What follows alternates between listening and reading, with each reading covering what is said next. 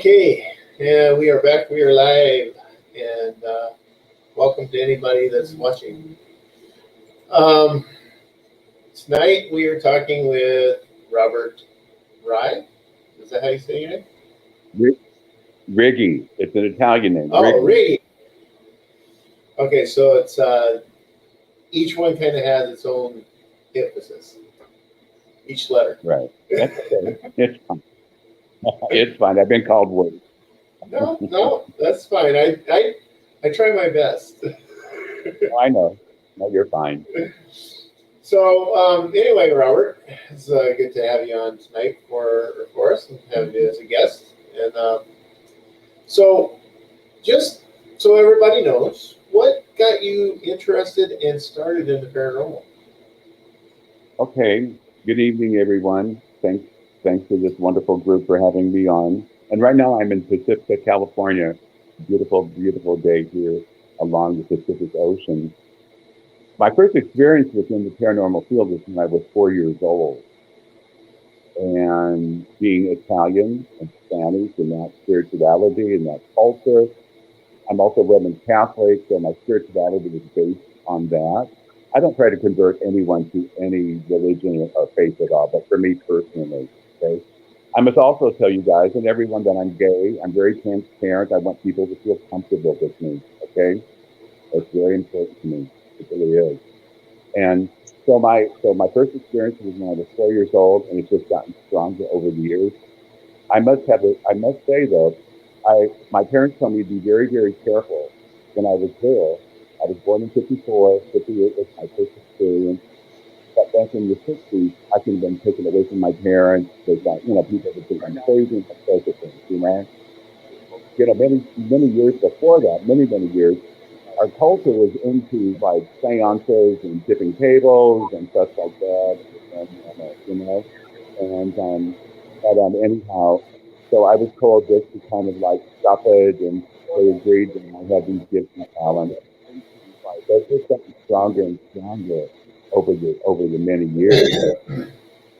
And and so I also have a master's degree in forensic psychology and clinical socialist from the University of Florida. And so I combine those two disciplines with my psychic abilities and my mediumship, and they work beautifully together. And so the things I do within the field are very, very vast and different. When I was at the University of Florida, I went to the department head, and the department head knew that I was a psychic medium because we had gone places and such. And I had reached out to them asking them if myself and several other psychologists could go and interview Ted Bundy while he was on death row. Oh wow! And and so I wrote a letter to Ted and to his lawyer, and also to the warden. And 2 weeks later, I received a letter from Ted Bundy, from the warden, and from his lawyer that they agreed to it. They agreed for myself, three female psychologists, and another male psychologist to go and have 90 minutes with him. 90 minutes. And that's a whole different story also. But let me tell you, there is a very, very dark side to it. Besides him being a murderous and, heinous person, there's a dark side. There is someone who was his mentor, never met him before, but read a lot about him. Okay? And we can talk about that in the later days. And also about how he got into the dark side of the paranormal, let's say. Okay? And so that was an incredible experience. Just for 30 plus years, I was a criminal profiler for the state of Florida, so I saw the worst of humanity in the best. And also, I mentor 15 children in this I will call Children of the Paranormal. These parents have heard me on different podcasts, and so they would reach out to me thinking that their child was crazy or whatever was going on, right? And so then I would wherever they lived, I would meet with them, meet with the parents, meet with the child. And so these children are really struggling. They had no one to go to like I did back in the 60s, so I had no one to go to. And so I mentor these children, these children, several of them attempted suicide because they didn't know what to do.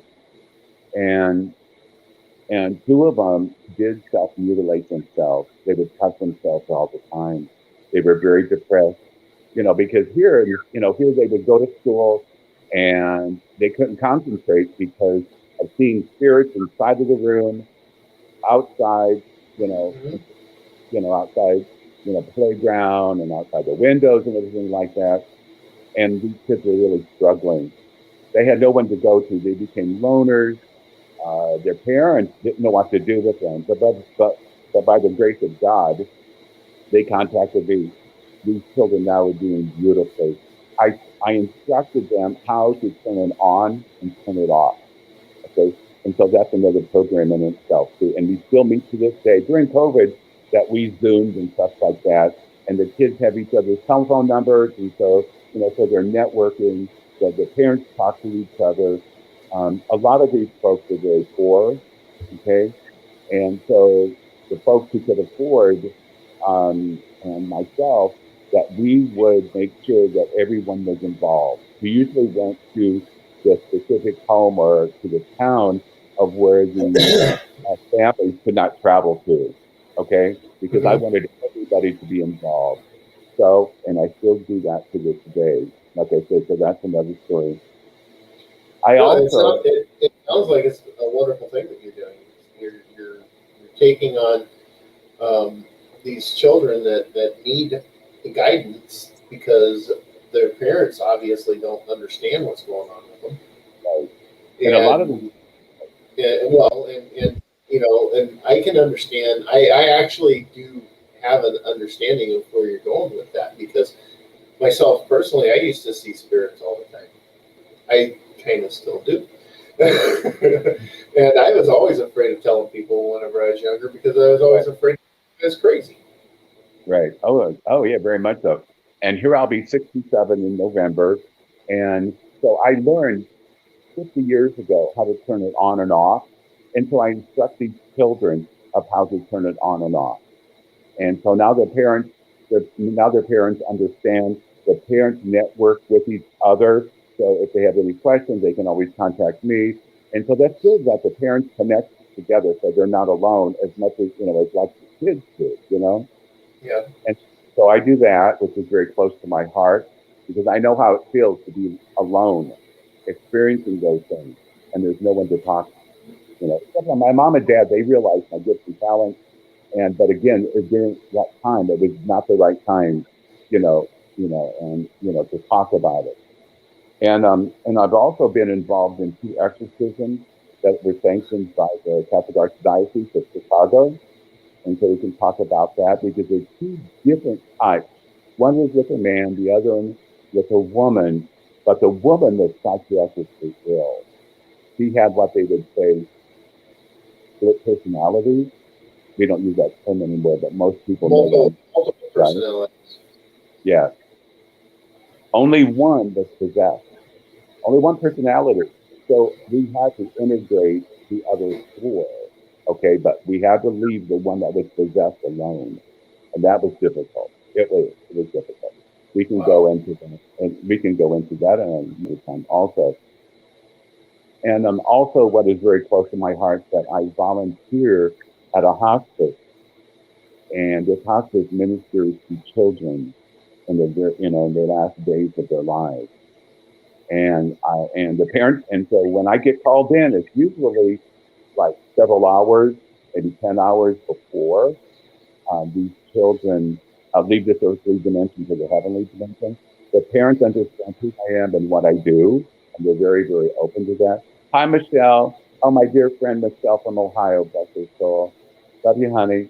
Anyhow, so everybody, so all my contacts are possibly watching this tonight. So. Oh, that's But fine. anyhow, and Michelle and I have a story also, and that's another story in itself. But anyhow, so I'm called to help these children, and help these children also their parents. And that somebody asked me, Robert, how can you do that? Uh oh. Uh-oh, I'm back. Oh. Okay. Those pesky spirits. You just never know about those pesky spirits. You know what I Oh, I mean? You never know. know. Well, they messed Yeah, with me just before we started, and now they're messing with you. yeah, yeah. That happened, and so children. Some of these children. I mean, these children have no idea I'm coming. Okay, and a lot of the children, when I walk through the room, they will say, "What took you so long?" These children had no idea that they sent something. They sent something that someone was coming to visit. Yep. And somebody said, Robert, how can you do that? How can you be with some, especially a child? You know, they said, "Oh, Robert, you must be strong." No, no, it has nothing to do with being strong. I believe that I was called to serve. You know, and so I am there for a specific reason to help these children as well as helping the families. Okay, so we can discuss that another time also. And so there are many, many things that I do within the paranormal field. Um, and every day I learn something. You know, I'm not an expert. I'm not an expert in anything. I'm not. When I hear some of these, I don't watch these shows on TV anymore because they drive me fucking nuts. They really, really do. You know, and they're all theatrics for God's sake. They are. You know, and so I don't watch those things. I used to. There would be people talking about this and that, and underneath their name they would say expert. My hind end, they're an expert. Give me a frickin' break. The paranormal field, the I paranormal field honestly, is not an I like the way you think, Sam. right. no, You're kind I honestly believe that there isn't a single person out here in this paranormal field that actually is or could be considered an expert. Because Amen. it doesn't matter what you know. There's always things that you don't know that you're learning every time you go out and do something. Amen. That is so freaking true, you know? And so they say, oh, they're an expert, and that just drives me nuts. Because, because the paranormal field is not an absolute science. You can No, have it's 10 not. people within the paranormal, you can have 100 people together. Each of us will see and feel something totally different.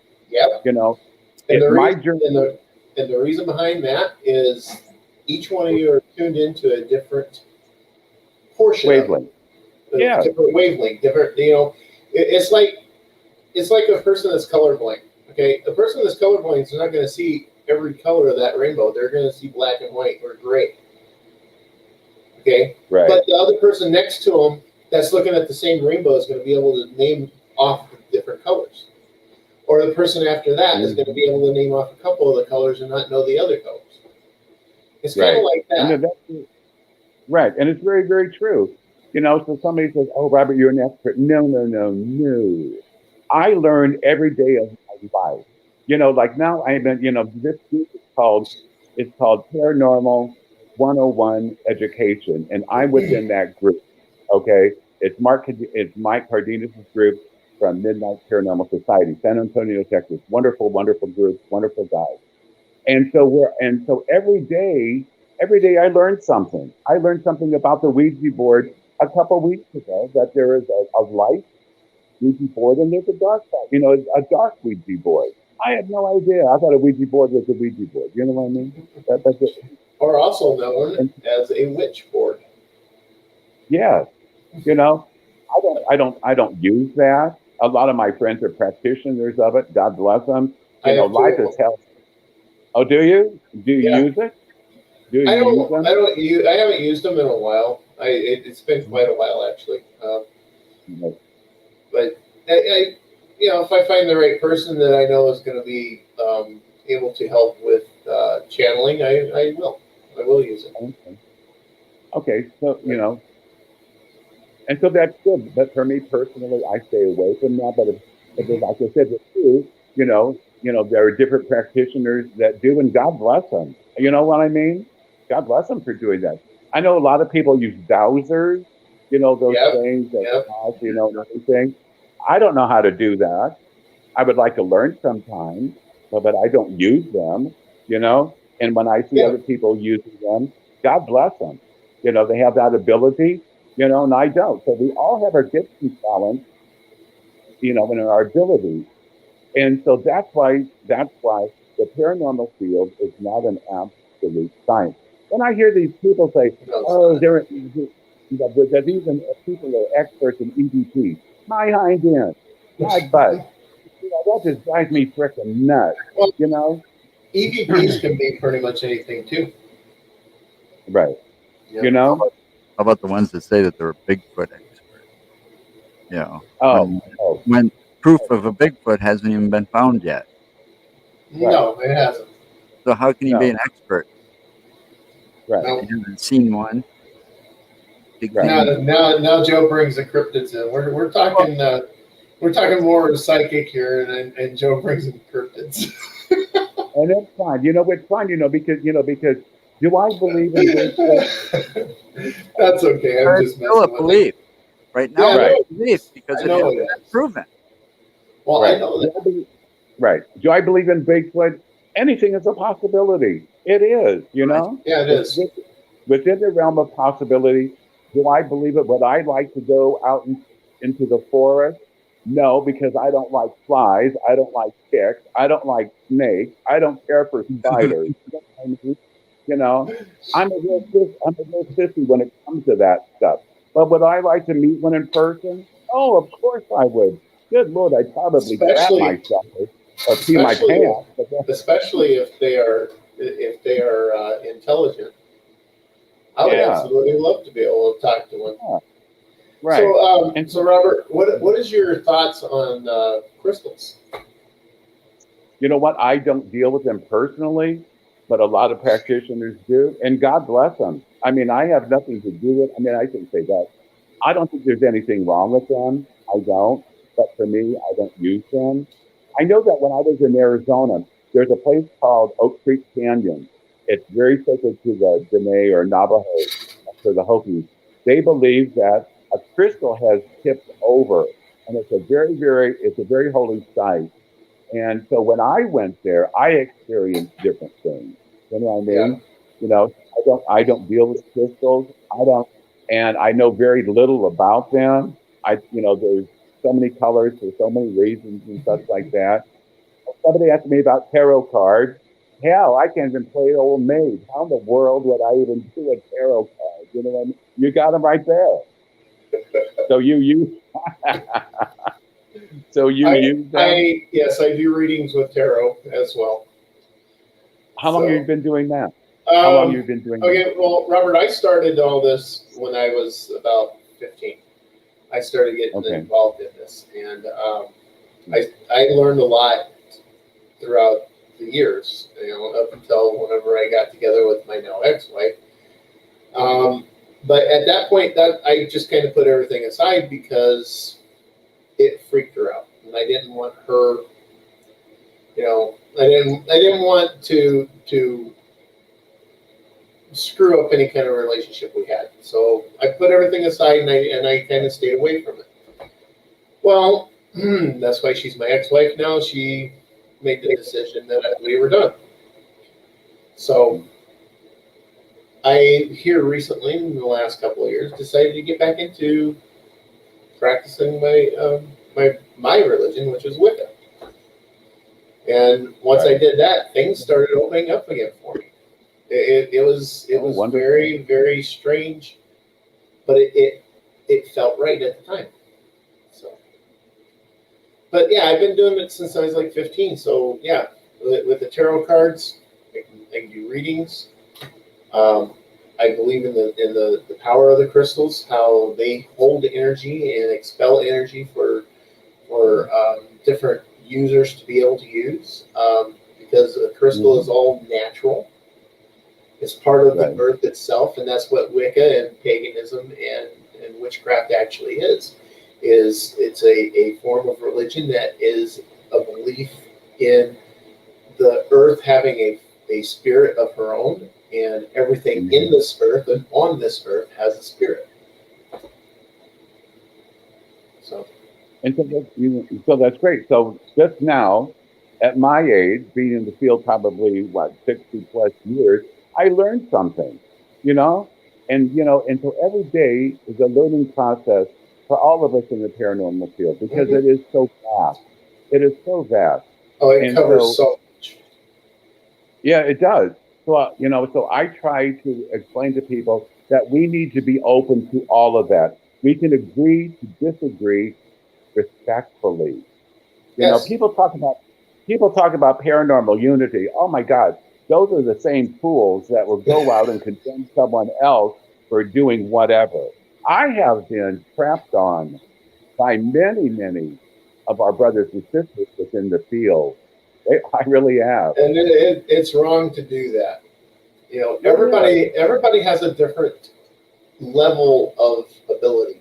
Well, their own Right, style of investigation. What's right. that, And Joe? it's Their own style of investigation. I mean, Oh yeah. we've seen some. Let's just put it. We've seen some pretty amateurish stuff, but that's where it starts. You know, they Very start much out it so. does. this way, It and does. they keep improving. It does. Some of them don't. Some of them will stay in the same rut, and others will sit there and improve when they can. Right, Because right. sometimes it's not easy when your equipment is so expensive too. Right. And that's one thing that a lot of the teams that I connect to, a lot of the teams that Mhm. contact me, are teams that really can't afford a lot of the equipment. And let me tell you, they're the most professional people because they do it because of their passion. You know what Hmm. I mean? Oh yeah, People who don't definitely. have a damn dime to their name will be some of the most professional people within the paranormal field. But nobody talks about them because they live on a shoestring. You know what I mean? You know. Yep. So so when a group, ask me to come and help them, they'll say they can't pay me. I don't want a dime for God's sake. These are my gifts and talents, and I will help those specific groups who really are struggling. Go ahead. Yeah. No, that is one thing. You just said something that strikes a chord with me as well. That is one thing that I wholeheartedly believe, that if you've got an ability like this, that you're given that ability to use it to help others and not get rich from using it. That's why when I see these people out there, these psychics and these mediums and these people that are saying that they're this kind of thing and that kind of thing, and they chart like, okay, I might get in trouble for saying this, but Long Island medium, Oh, what she Teresa did, Caputo. Oh my God. Oh she my God. she used her gifts, allegedly gifts, to get a television show and become a millionaire. Excuse me. If you're going to have gifts like that, you're going to be helping people without charging them and without using them. Right. Well, I have a story about Teresa Caputo. Okay. Yeah, I do. I do. Okay. She's Italian, and so I'm going to call her out a bit.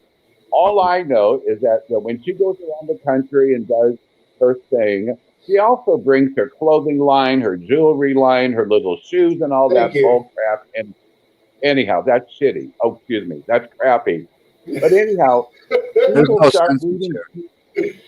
Oh, There's there's no no sense. censorship. Oh, You can speak as anything you want that your mind says. You can say it. okay. Well, thank you. Okay. Well, thank you. I appreciate that. What she does, a friend of mine. Now, I have only been to one of her gatherings. It cost like $75. I didn't want to pay that, but somebody paid it for me, so I went. And so you can tell I'm a real Italian. And so anyhow, I didn't want to spend the damn money just to have her. You send her kids to Harvard or wherever. But anyhow, she was going to do readings, okay, from the group from this big arena. Yep. They were specific people were chosen, and God forgive me, but I'm telling the truth that they they had to write something about themselves and what was going on. And Teresa verbatim said the same damn thing that was on these sheets of paper. Really. She can Mm-hmm. have all the feathers she wants and all the sage and all that bull crap and everything, please. She knew there was a niche and she got into it. And Oh yeah. she's just like a Sylvia Brown. Oh my God. That That's fat. another. Oh, Yeah. oh my God. She drove me to heroin. No, I'm just joking. But She drove me freaking nuts. You know, Montalvo was going in the gutter. She came on and people watched him and everything, you know. But you know what did her in that I remember this show. And she told this, because this lady goes about my daughter and everything. Anyhow, Sylvia Sylvia said, your daughter's dead. I would never say that. Even if I had the inkling, I would go quietly and say, this is but I could be wrong. You know what I mean? No psychic medium is 100% correct. None of Exactly. them. And Amy Allen, oh my God, she never, never, never has anything wrong. That's another story in itself because I have a family member that was on the dead files of yes, and I yes, think my I name is triggered you. mentioned, and my name is mentioned. But anyhow, and so Sylvia Brown, it just, oh my God. And then it was, and remember years ago, Miss Cleo. Oh my Yep. God, Miss Cleo Yep. at midnight. Lucas Cleo. Oh my God, she was a hot mess. She knew, she knew how to make a buck during that time, and she did it. Unfortunately, she ended up in federal prison system. So anyway, but anyhow, that for me personally, my gifts and talents come from my Creator, my God, and I use them wisely and appropriately. I really, really do. And I combine my psychological training and education being a psychic and my mediumship. I I have all those disciplines work together and they work beautifully. When I go into a residential setting, I bring an onion with me because an onion has many layers, right? We have Yes, to it peel does. the core back because we got to get to the core of the situation. God bless these teams on one hand, but they just make my ass tired. They go in there with all this equipment. They really don't even talk to the people that are experiencing horrible things. And I tell these groups and I do seminars and such that we are there to help the family. We are there to help the family. It's not Mhm. all about it's not all about them. Also that we must validate what the family is experiencing because it's their story. Yep. You know, it's their experience. Just because you don't get it, just because the spirits don't come out like Barnum and Bailey, circus animals, it No, they're doesn't not. mean there's no spirit They're there. not. They're not performance animals. The spirits are not performance animals. They're not there to perform for you. They're there. They're None, there to really. do what they're gonna do. If they feel like they want Right, to move an object, they'll move an object. They would feel like they want to open a door, they're gonna open that door. If they don't right. feel like doing Oh, a damn thing for you since you're there and you want to catch them on film, they're gonna just sit there and laugh at you. oh, they do. Oh, That's all it amen. is. And so these groups will tell the people who are really suffering, who are really experiencing something, oh well, we don't have any evidence, and so there's nothing really going on. Oh my God, that just makes my ass even more tired. For God's sake, you know what I mean? There's You so were many there on the groups wrong out day there. I'm sorry. You were there on the wrong day then. You just didn't catch it at the right time. Or maybe they didn't Right. like You you. know, No, it no, wasn't the wrong and see, day, what I do Joe. also. You were there. You were there, and they just didn't want to do a damn thing to prove you to be right. Right. I mean, it happens. Yeah. I mean, how many times have we had a paranormal investigator on and they say, 90% of the time you're sitting in a cemetery talking to yourself, Yeah, pretty much. you know? You do an investigation in a cemetery. 90% of the time, you're sitting there leaning against a headstone, leaning against a tree, or sitting on the hood of a car or whatever, and you're just talking to yourself because you got your voice recorder there trying to catch an EVP. Right. And the only thing you're going to hear when you play it back is either the owl hooting, crickets chirping, or you Breathing. talking to whatever Yeah, you think you're talking to right. with no Right. response. Right. And it's very, very true. So I tell these groups that to always validate what the people are talking about. Even if you don't get a damn thing, Mhm. you have to validate because it's their experience. What I also do is that I follow up with these families. I just don't leave them cold. You know what I mean? I continue. It's a process. Oh, In it my is. in my in my experience, that there is going to be an emotional side or a psychological side that has led to them experiencing these paranormal happenings.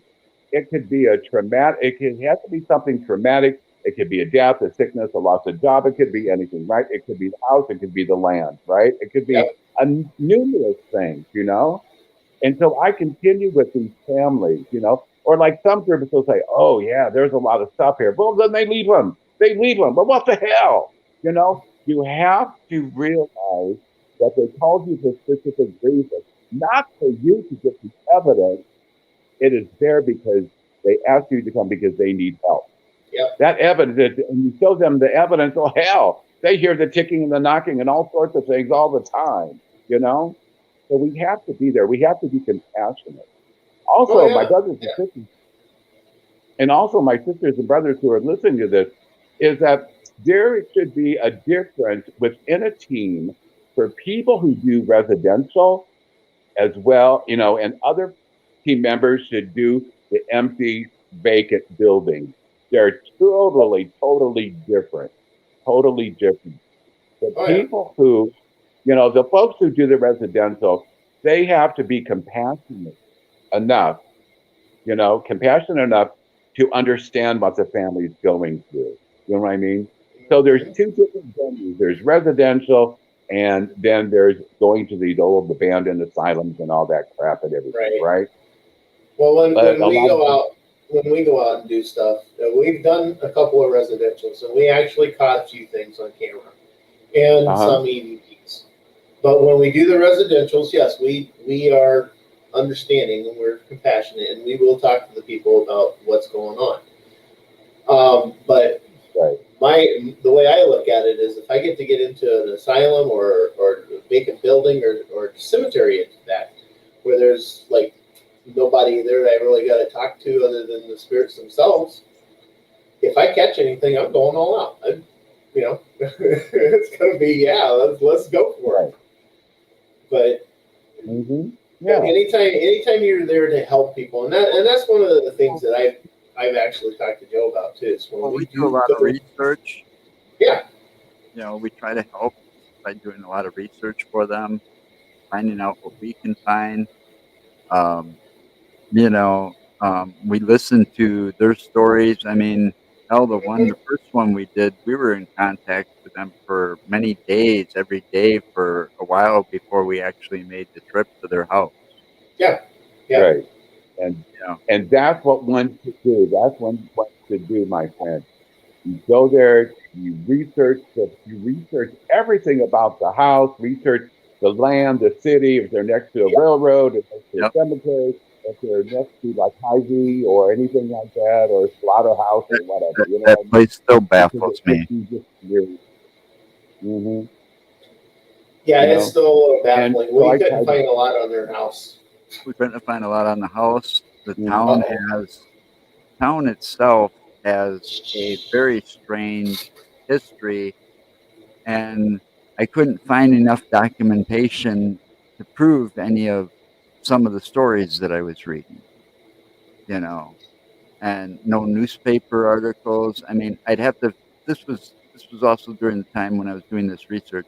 You know, we were all on lockdown, so you couldn't go anywhere at the time. Places were closed. All the public buildings were closed. You know, I would have had to go old school and go to like the historical society for the town and probably look on microfiche to find what I was looking for. mhm, Yeah. right. And All so, right, and so, can you guys and hear me? Yeah. yes, yes. I just had a For a weird moment, incident. It went like 3 times. It kept telling me that it was disconnected, connected, disconnected, connected, and I hadn't even touched it. I didn't see them, but I wasn't looking. right, right, right. And for and for probably 30, 40 seconds that you guys were garbled. I could not understand anything you guys said whatsoever. I couldn't, you know. So that happens. I always say it's those damn pesky spirits that have nothing to do but just mess with us. You know what I mean? They mess I'm with us. We wondering. mess with them. So, I so am. I'm but anyhow, wondering. I've also but Well, also I was going to tell you guys. that I did several internships at several state hospitals around the country. Woodward State Hospital School in Iowa, and also in Clarinda, Iowa, which is not too far from the Axe Murder House, which I was there in Gillespie, Really? Iowa last weekend. I was there last weekend. So if you guys ever get a chance to go to Gillespie, Iowa, please do. You We won't be kind of disappointed. did, but it was full. All the spots Yeah. were full. When we went in Oh. July, and we went with a guy down in Illinois, Dale Kazmarek. he comes on and fills in occasionally for us because sometimes we have problems with guests not showing up. But we hooked up with him and went over to Iowa, and we did the Buddy Holly crash site. The music died. Oh yeah. And then we also, when we went from there, we went to, I can never pronounce it right. Joe, what's the name of it? It's in Maxwell, Iowa. It's called Farrar School. Okay. Oh, Farrar School. Now that is a good place to go to. Farrar is excellent. It is. Yeah, we were there. Here's something for you, Robert. When we were at the crash site, okay, I've got two EVP, voice recorders in here. Right. When we were at the crash site, I had one fail on me. The other one recorded just fine. Mm-hmm. And that's the only equipment I took out there. When we got to the school, mm-hmm. I had the other voice recorder fail on me. I've got a body camera. Had it set. It recorded audio only, no video. I have a handheld video camera, or you can put it on a tripod. It worked. Right. It worked until I changed the battery. The original battery that was in it, died. I put a new battery in it. It still showed that it recorded, but none of the video after I changed the battery would actually play. I've got full files. I mean, I pull them up, and they're full files, but they will not play. It says it's the wrong format. And then my laptop. Oh, man.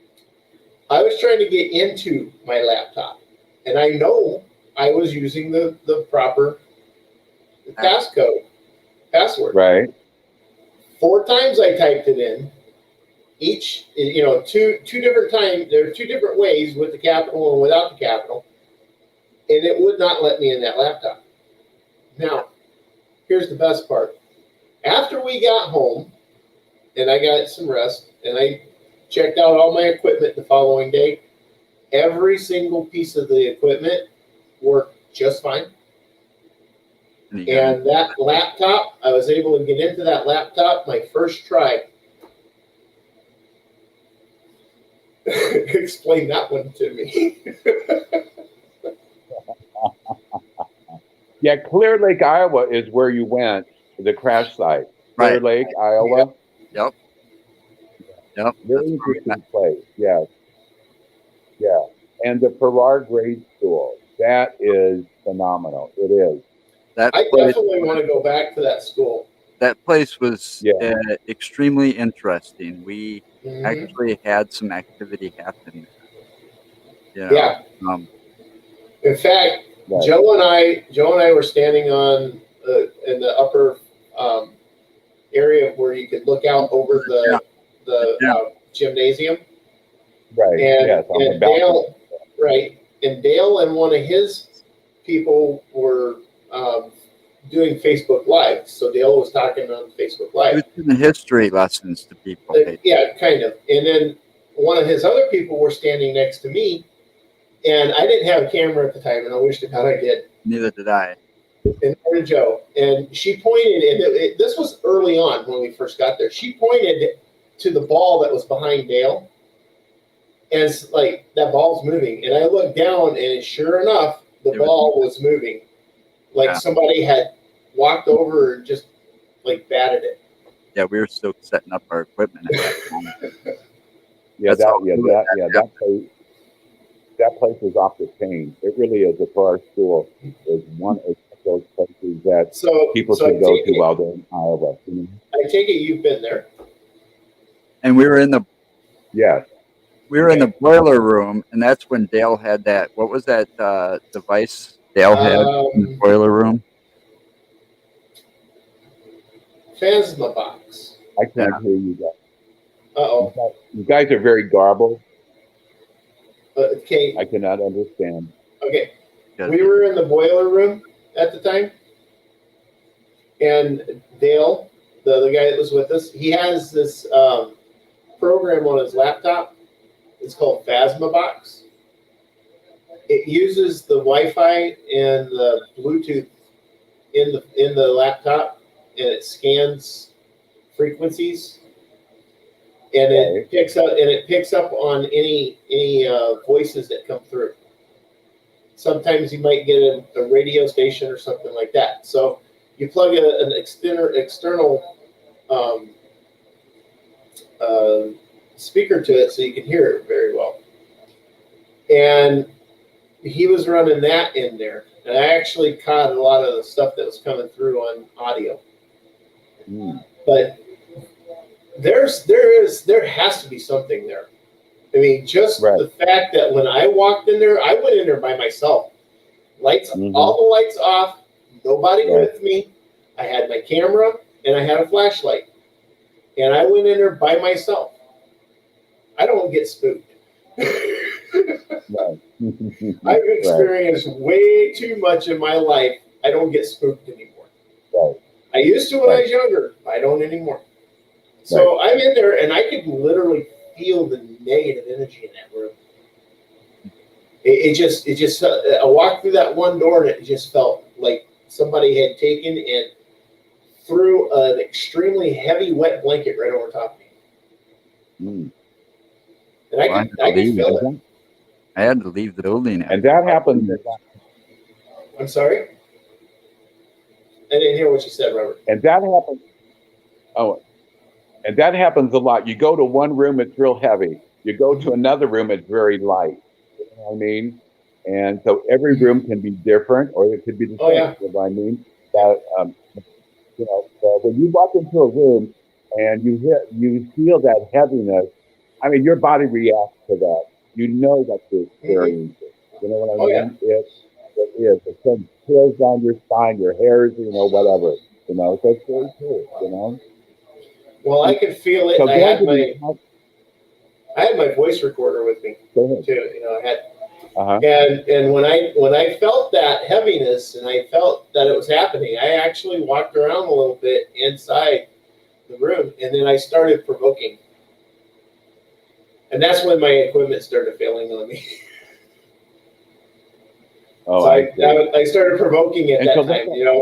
Being like really aggressive, saying I don't believe you're here, or saying if you're here, do something. I want you to do something. Show me the proof that you're here. It just doing the provoking. Like I said, I was by myself, so it would target me and nobody else. And that's I think that might have been the trigger which caused whatever it was to start messing with my equipment and making it start failing. Right. Because I don't think anybody else's equipment failed. Right. And so that happens. I mean, it could happen to the next person next to you, or maybe, just like I said, that your equipment for you personally is going to be affected. You know what I mean? Yep. And that's very, very possible. It's very true. But when I was in Iowa, when I was at the University of Florida, I did several internships. One of them was at Woodward State Hospital School. Okay, so we're talking like 75, 76, right? Back then, this hospital, State Hospital in Iowa, it had 1,500 patients in this very small town, right? They were still using four-point leather restraints. 150 people on every ward. It was massive. Also, I've been to the state hospital in Phoenix, Arizona, did an internship there. I was at a leprosy colony down in Houma, Louisiana, also. And let me tell you that when people go in to investigate in state hospitals, that they'll say, "Oh, somebody just pulled my hair, or they scratched me, or whatever." My brothers and sisters in the paranormal field, remember these poor people were placed there. They did not have any choice at all. A Yep. lot of these children, people, the babies, when they were left at the gate, and back then you could do that, right? Let me tell you, when you get 150 people on a ward and they want your attention, and if they can't, and we as social animals need to interact with people. We need to touch, we need to hug, those type of things, Yep. right? These poor people, when people go into these asylums and stuff like that, and they get their hair pulled and such, they're not the spirits there who are doing it are not trying to be angry or mean. They're reaching out for that touch. They Yep. want your attention. So when I hear these people, oh, I just got stressed. Oh hell, get the way. Why the hell did you go there for? I mean, it's not, it's not a day, and it's not a day in the park for God's sake. People need to read about why these people were in these state hospitals. They Yep. do. And for me personally, being in state hospitals that had wall to wall people and trying to do what we needed to do to help them. You know what I mean? I Yep. mean, but when there's only 3 workers on a ward with 150 people, and we have to feed them, we have to dress them, we had to do this, we had to do that.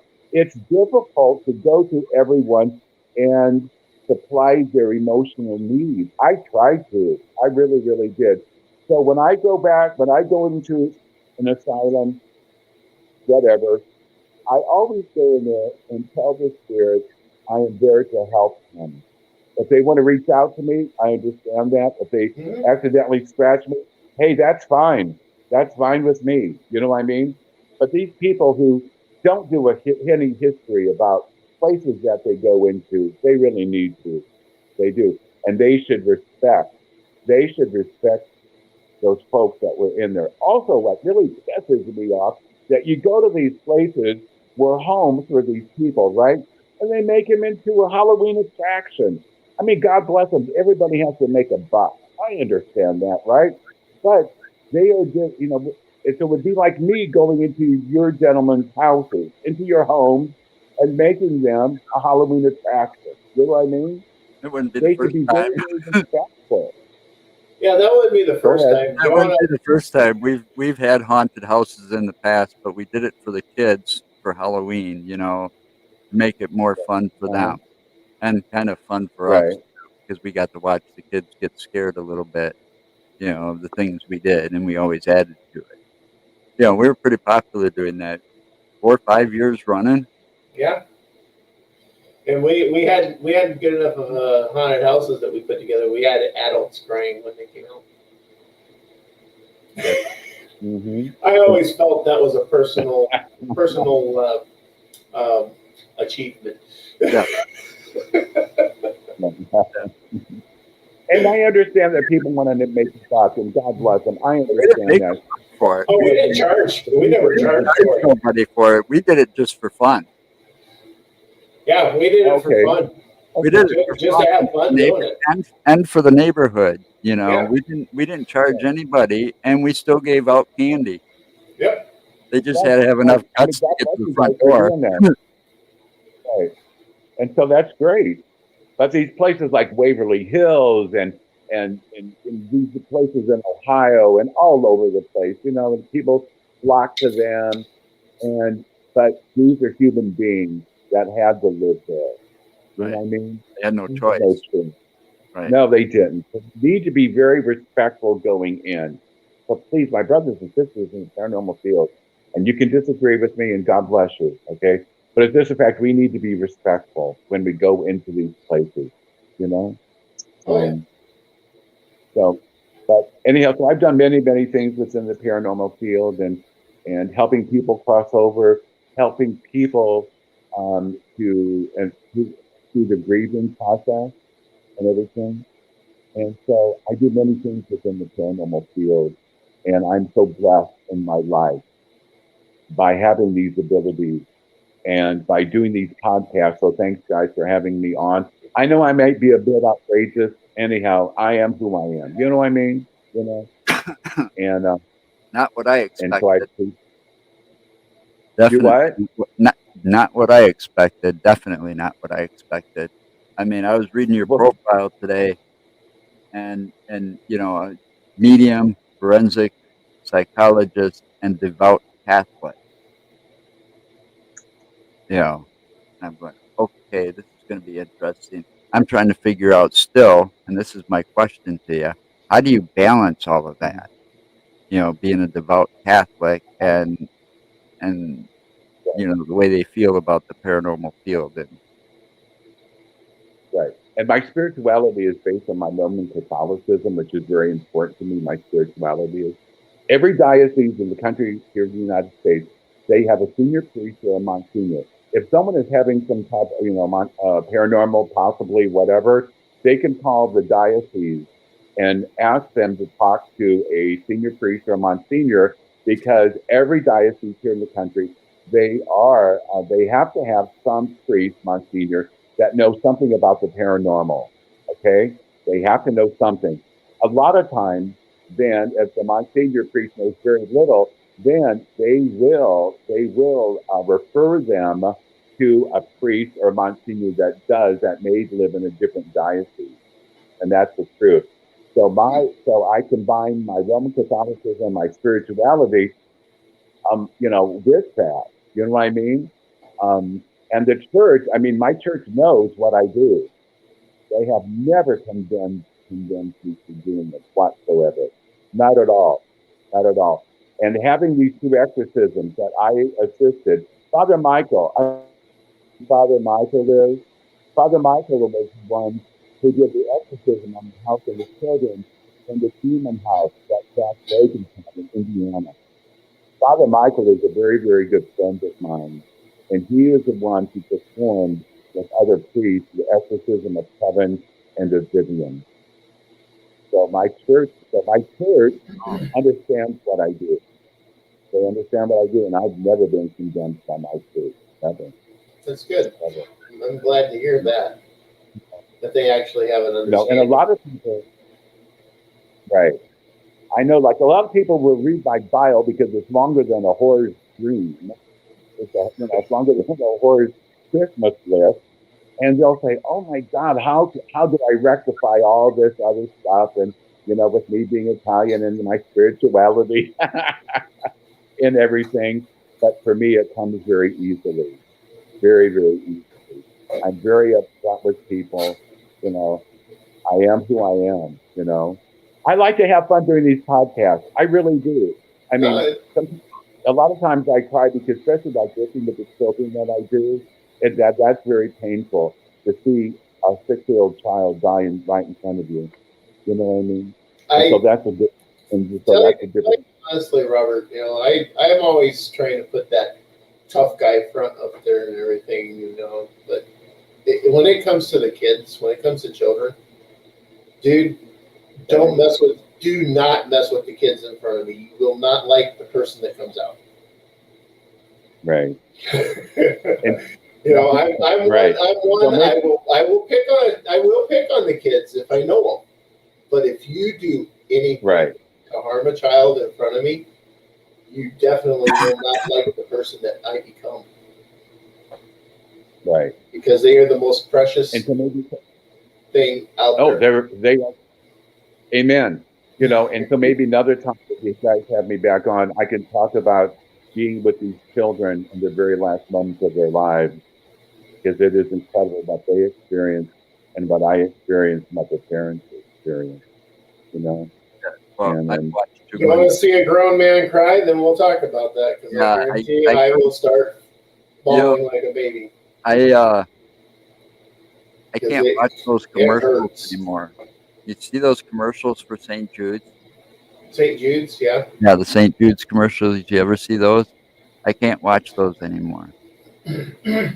I mean, I'm too close, and yeah, it brings tears every time I watch those commercials, because I know firsthand what some of those kids are going through, Yeah. because amen. I went through it personally. I fought cancer and survived. Right. So I And know for what me they went through. personally, right. And for me personally, which I don't mention a lot because it's not about me. I had colon cancer 10 years ago, and I beat that. But within the and Glad about to 3 hear weeks that. ago, Glad to hear you beat it.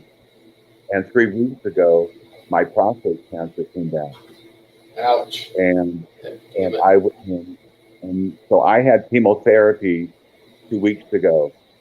You know, but you know what?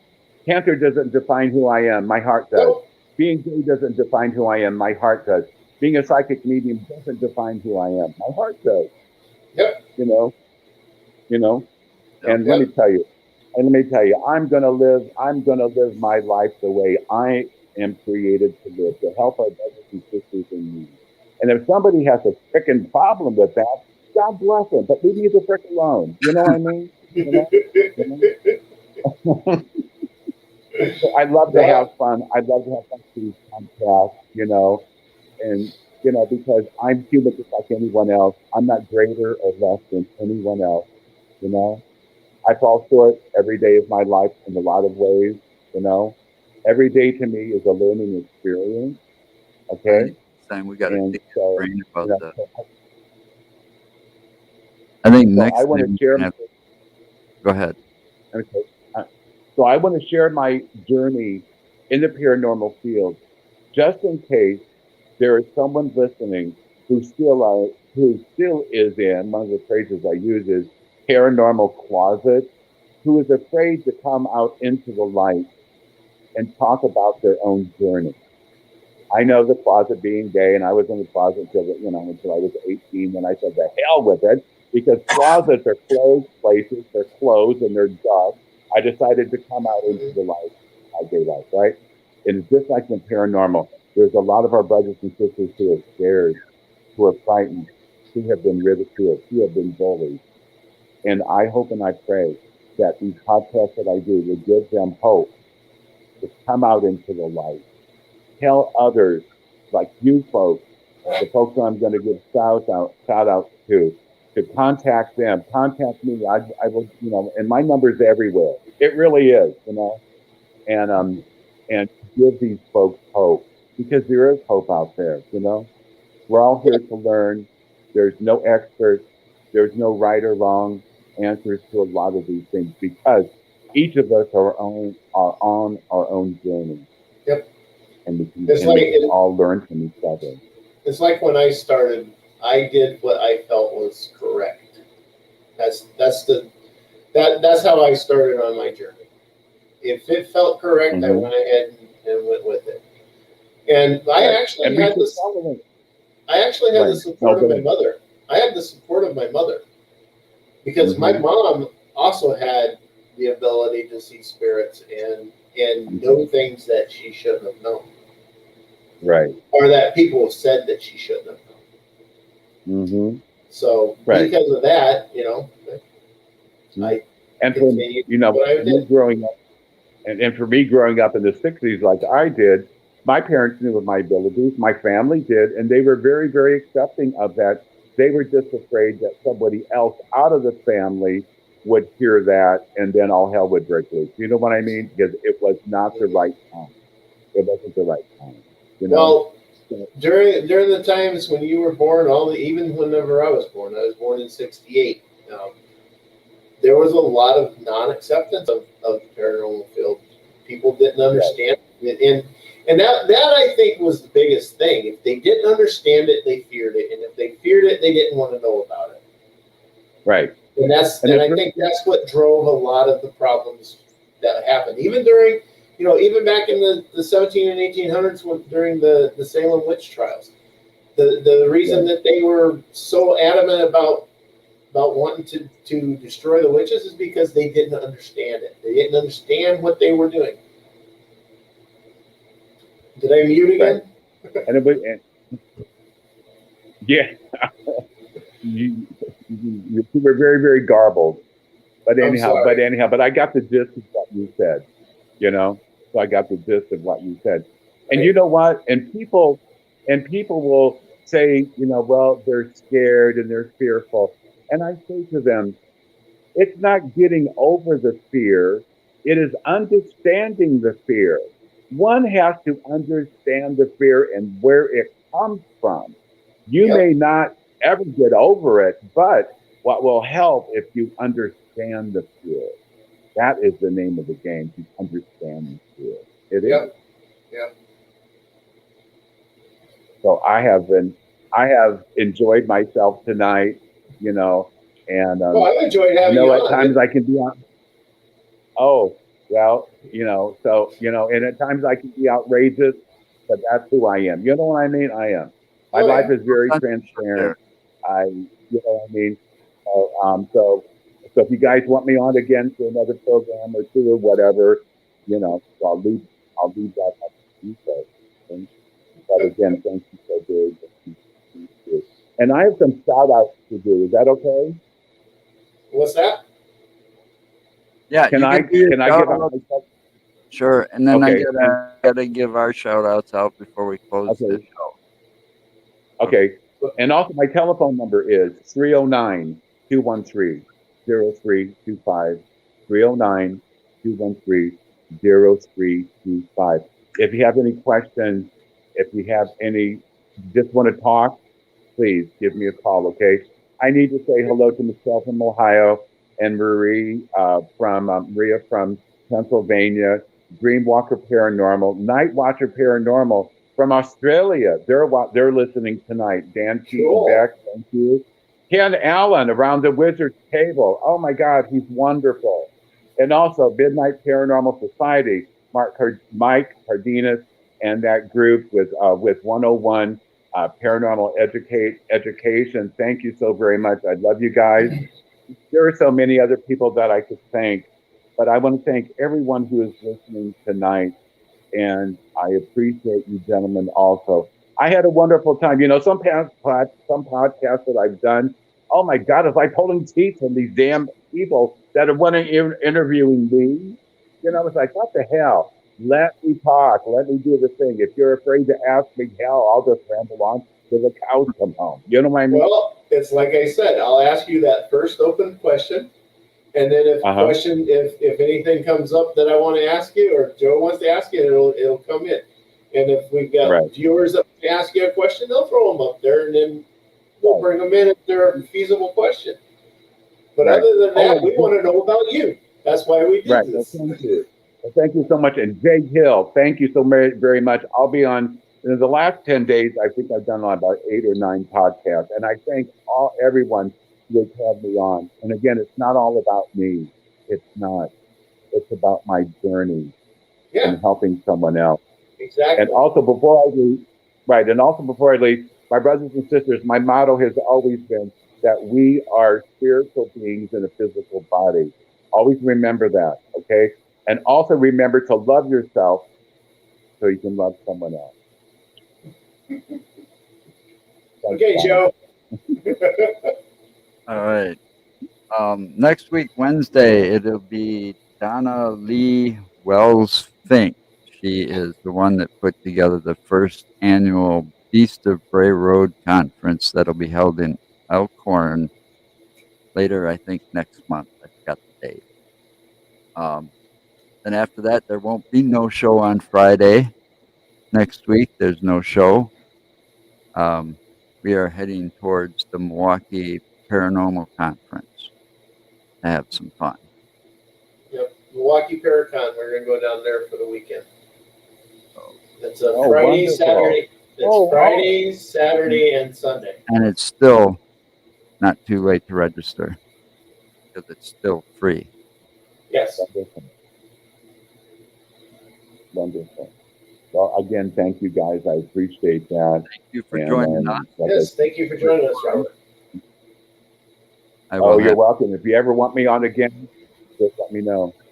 Most definitely, because I want to know more about that profiling.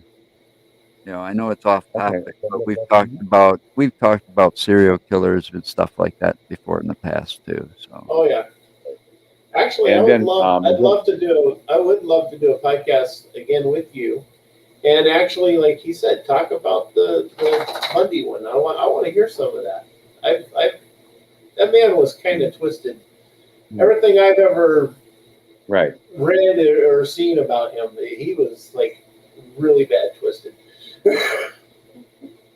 Right. Right. So, And so we can talk about Ted Bundy, talk about the interview Sure. that we had with him. And we were there 5 feet from him. 5 feet, damn. 5 feet. It's All right, incredible. so that's a little tidbit, people. So There you go. next time we have Robert on, we're going to be talking about that Ted Bundy. And I will tell you things. I will tell you things that is not on TV and it's never been written about him. I You will heard tell it. you. That'd be cool. So Okay. it'll be kind of a first. Yep. Just remember though, anything's possible.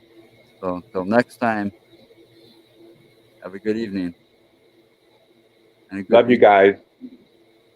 Love, Stay light, and safe. peace to everyone. Stay safe, everybody. Amen.